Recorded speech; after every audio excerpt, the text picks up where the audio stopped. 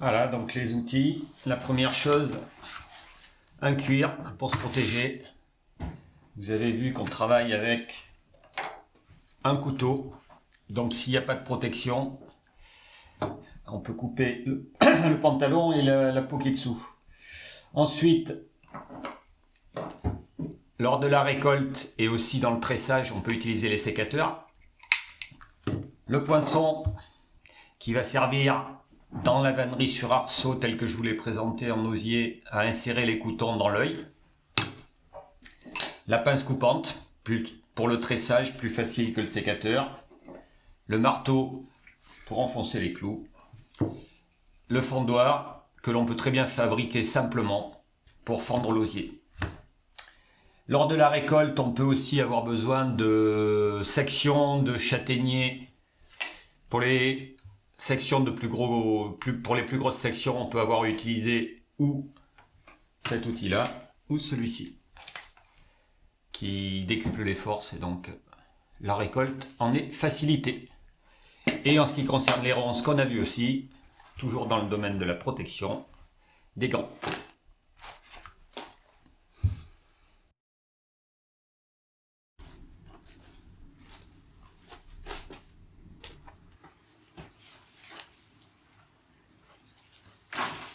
Après la récolte, on va faire un tri, surtout par longueur.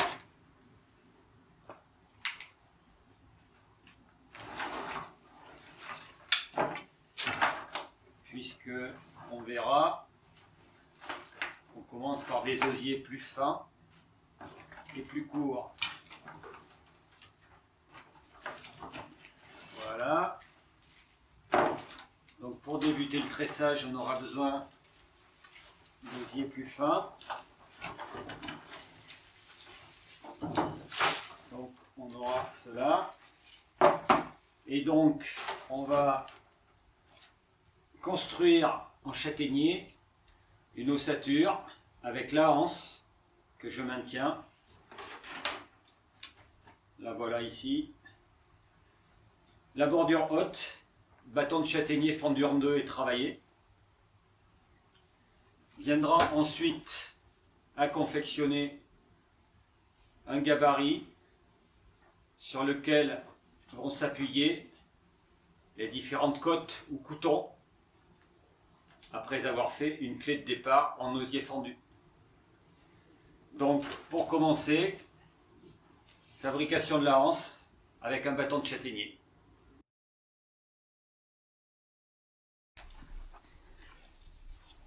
Voilà, donc là on va commencer par la anse. Moi je travaille le châtaignier, qui se travaille beaucoup en Charente-Limousine, hein, puisque on a encore le châtaignier. D'autres vanniers qui ne sont pas en Charente-Limousine pourront utiliser le noisetier, voire une autre essence.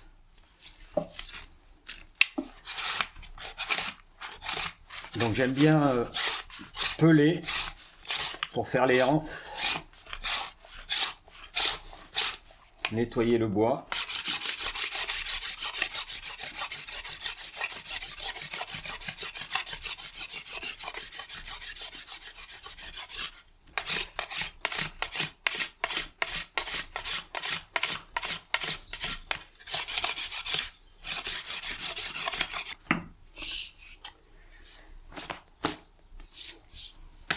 Voilà, à ce stade-là, le bois est nettoyé et donc on va, à l'aide du genou, créer des assouplissements pour former la anse.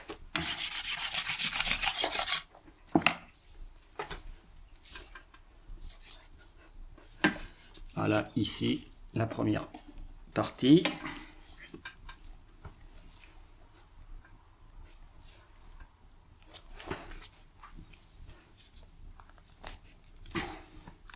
Donc là, pour les anses, aucun gabarit, aucune mesure. En fonction du bâton que l'on a, on va créer un mouvement qui soit à peu près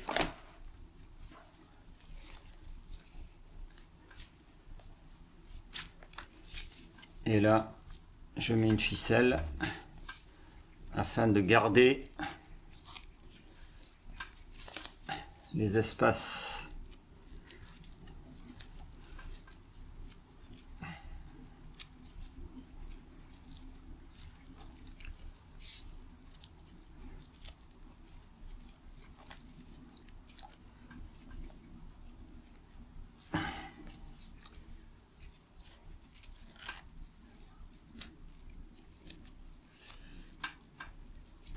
Tant que le bois n'est pas sec, la ficelle va servir à le maintenir pour qu'il conserve sa forme. Voilà. Donc là, quoi que je fasse maintenant, il va garder la forme. Ensuite, il va falloir, donc là, le haut du panier, la hanche du panier, la bordure haute va se situer plus ou moins par là. Maintenant, on va travailler ces deux parties-là pour pouvoir les recourber l'une sur l'autre pour former le fond du panier. Donc là, outil indispensable, le couteau.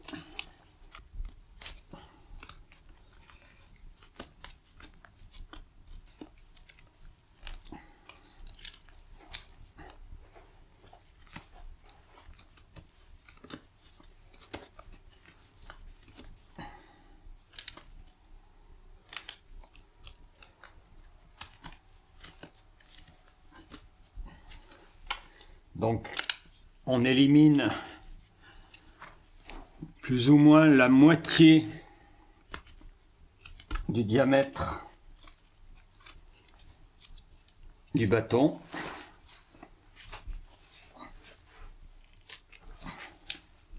Par fente, comme je le fais là. On peut aussi, sur toute la longueur du bâton, enlever, mais là c'est quand même beaucoup plus rapide. Voilà, donc là j'ai à peu près la moitié du diamètre, et comme il va falloir le courber, là il offre encore une trop grande résistance, donc on va continuer à l'amincir.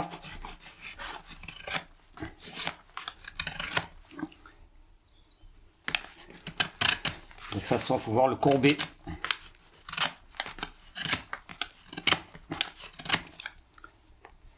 Là, on devrait être... Il y en a encore un peu trop. Voilà. Et là, avec l'opposition du pouce, on arrive à commander au bois ce que l'on veut de lui. L'étape suivante, c'est faire la même chose de l'autre côté. Donc voilà, après avoir aminci les deux parties, on va mettre deux clous pour terminer la anse.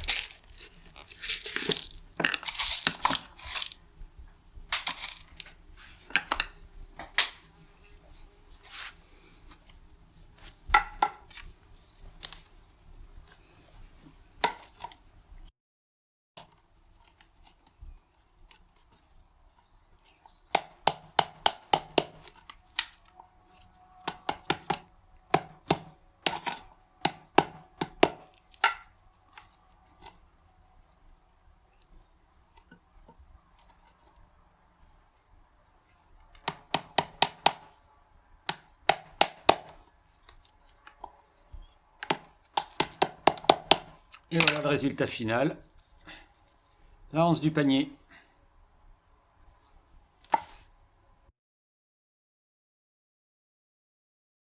Donc après la hanse, on va faire la bordure haute en partant d'un bâton de châtaignier que l'on va fendre en deux, chaque partie faisant la moitié de la bordure haute. Voilà. Et là, la fente va s'effectuer à l'aide du dos du couteau. Le dos du couteau, donc le haut du couteau, va être tourné vers la partie qui est la plus épaisse. L'idée étant de fendre bien au centre. Voilà.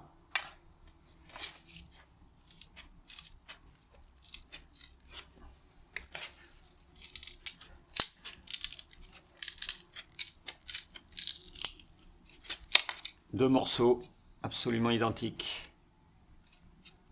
Voilà, on a fendu en deux pour faire la bordure haute. Il va encore falloir l'amincir chacune des deux parties pour arriver à avoir les deux morceaux qui vont se fixer autour de la anse par deux clous. Nous avons la bordure haute. Et ensuite, à travailler également dans un morceau de châtaignier, un gabarit sur lequel vont venir s'appuyer les coutons.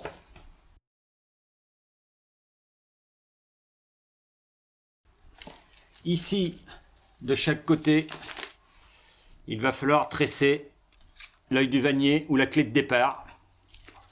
Donc là, en osier, fendre en 3 avec un fendoir. Donc, on commence la fente au couteau en 3. Le fendoir,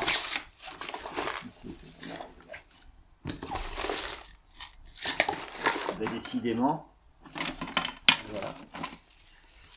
Donc j'inclus mon fendoir et là, la magie, on fend le brin d'osier en 3 sur toute sa longueur.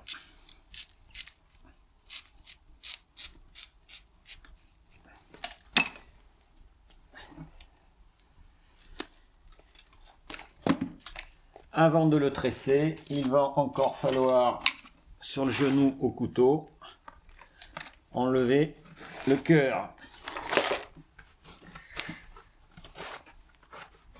De façon à ce qu'il soit très souple.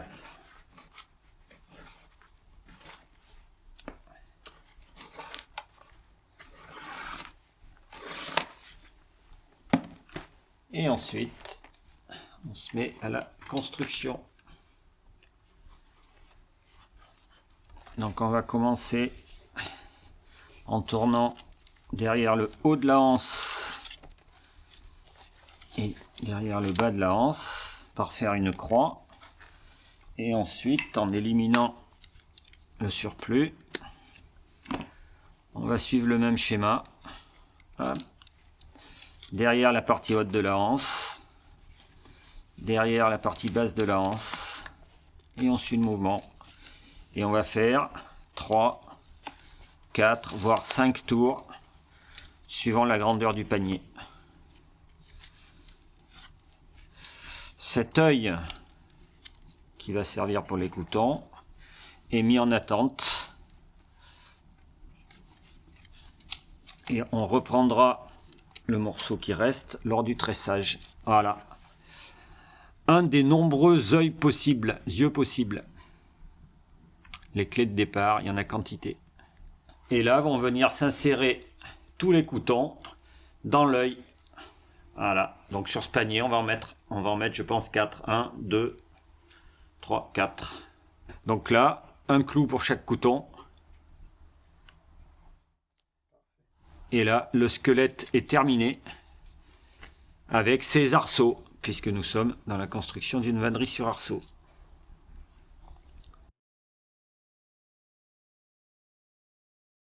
Maintenant, nous allons passer au tressage. Donc je prends mes deux paquets de vim, les plus fins pour commencer et les autres pour la suite. Et je vais commencer à tresser. Alors,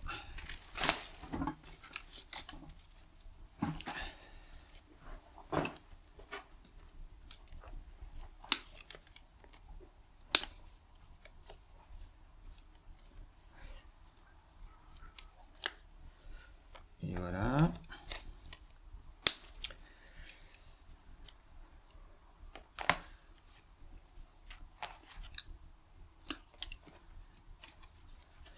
Donc l'alternance va toujours être dessus-dessous. Je n'englobe pas, lors des premiers tours, la totalité des coutons. Toujours 2 tours sur la bordure haute. Je me retrouve dessus, dessous, dessus. Un couton comme de l'autre côté. Je passe 2 tours sur la bordure haute. Et je repars, toujours en respectant l'alternance, dessus, dessous. Au tour précédent, j'étais dessus. Je me retrouve dessous, dessus. Deuxième tour, je vais englober le deuxième couton. Et je suis sur la bordure haute, 2 tours. Toujours l'alternance. J'étais dessus, je passe dessous. Et voilà. Et celui-ci va avoir terminé sa course. On ne change jamais de brin d'osier trop proche de la bordure haute. Donc là, je vais changer.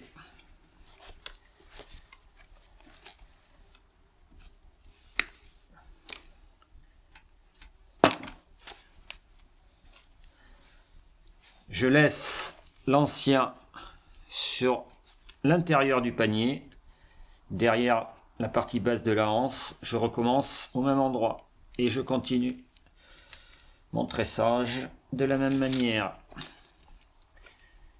Donc j'arrive au niveau de la bordure haute, je fais 2 tours.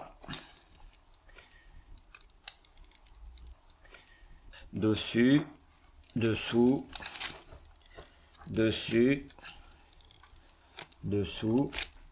Et là, je vais pouvoir prendre dans le tressage le 3e couton. Tout se passe par symétrie dans le tressage. On a besoin d'un poinçon pour tasser l'osier quand il ne veut pas aller où on veut qu'il aille. Et voilà. Et le tressage continue. On doit toujours respecter l'alignement des coutons, qu'ils soient assez enfoncés, retirés. Là, ça va être un peu fin. De ce côté, on va prendre également le 3e.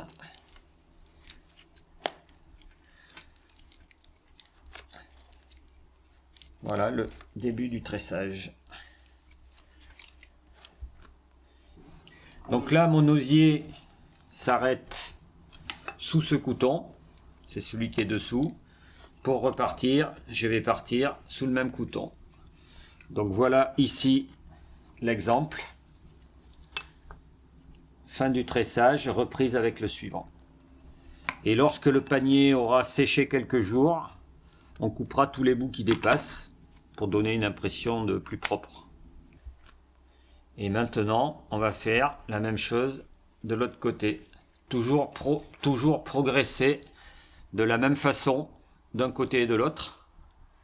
Et lorsque le gabarit nous gênera trop, donc en gros c'est quand on arrive dans les angles, on pourra le retirer. Les coutons, eux, auront pris leur forme, ils bougeront plus. Donc on retire et le gabarit et les clous. Et on a le panier qui commence à apparaître vraiment dans son entièreté. Donc voilà le tressage. Et panier fini. Voilà ce que ça donne. Panier terminé en osier. Vous m'avez vu pour faire l'œil fendre. Effectivement, avec les brins d'osier fendus, enlever le cœur. On peut aussi tresser, donc faire des paniers en osier fendu. L'osier peut être aussi pelé au printemps. Et puis, pourquoi ne pas utiliser d'autres essences ? Le panier limousin qui est tout en châtaignier. Pour le tressage, on peut faire des éclisses en noisetier, en ronces, en frêne, en cornouiller sanguin. On peut vraiment trouver tous les matériaux Voilà, donc si vous voulez, on fait un petit tour dans la campagne environnante et puis on peut commencer à parler de tous les matériaux qui sont tressables. Et alors là, on va vraiment aller vers la vannerie sauvage.